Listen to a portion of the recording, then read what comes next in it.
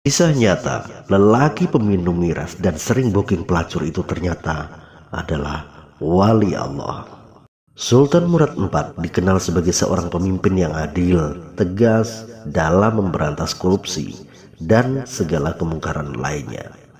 Beliau sering menyamar dan langsung melihat kehidupan rakyat yang dipimpinnya. Pada suatu malam, Sultan Murad melakukan penyamaran.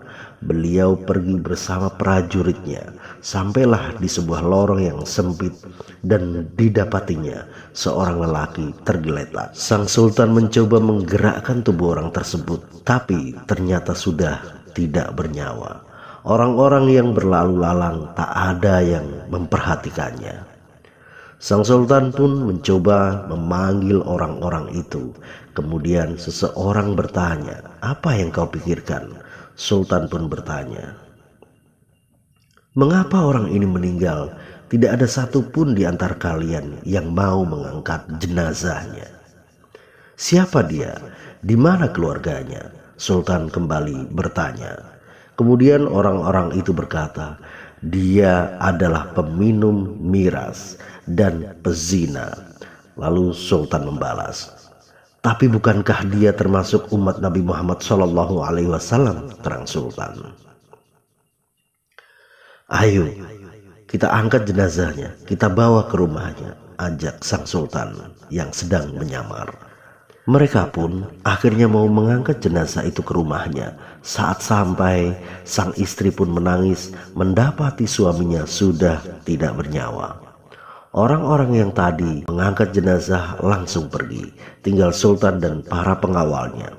Kemudian sang istri berkata sambil menatap wajah suaminya, "Semoga Allah merahmatimu, wahai wali Allah.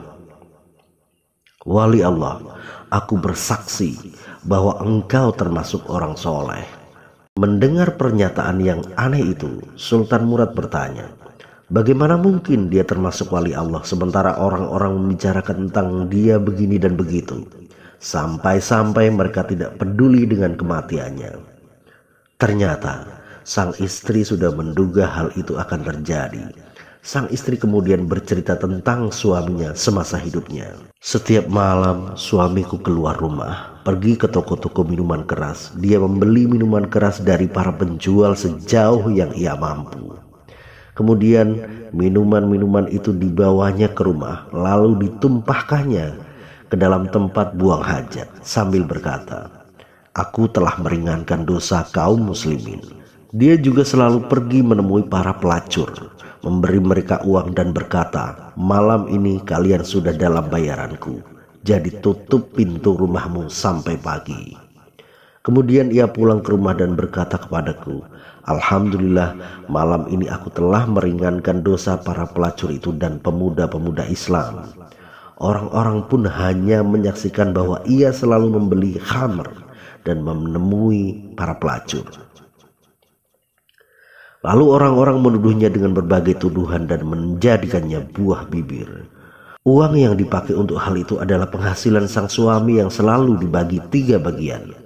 1 bagian untuk dirinya dan keluarganya, 1 bagian lagi untuk membeli minuman keras, 1 bagian lagi untuk membiayai para pelacur setiap malam."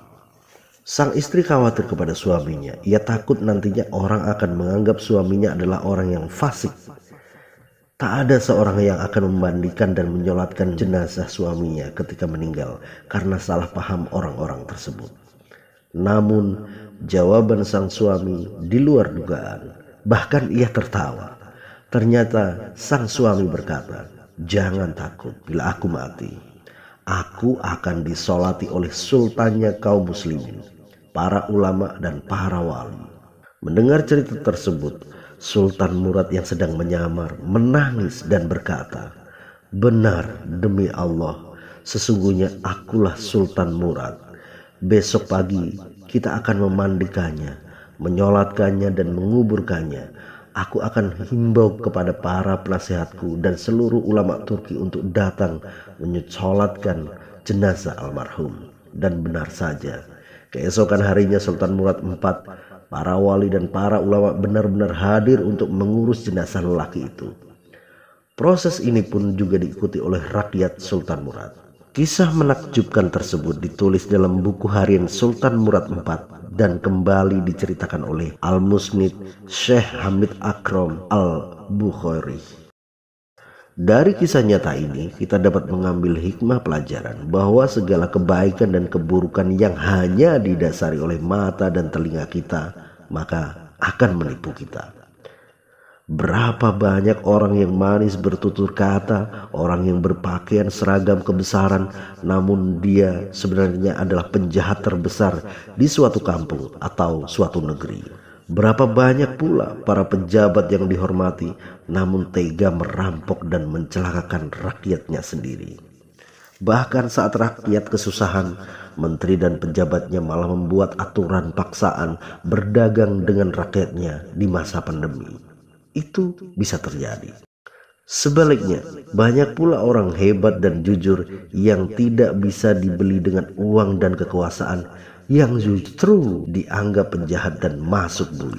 Kejahatan adalah tipu daya setan, sedangkan kebenaran adalah milik Allah, Tuhan pencipta alam. Bila kita membela kejahatan, maka akan datang kehancuran. Bila kita membela kebenaran, maka kita akan terselamatkan.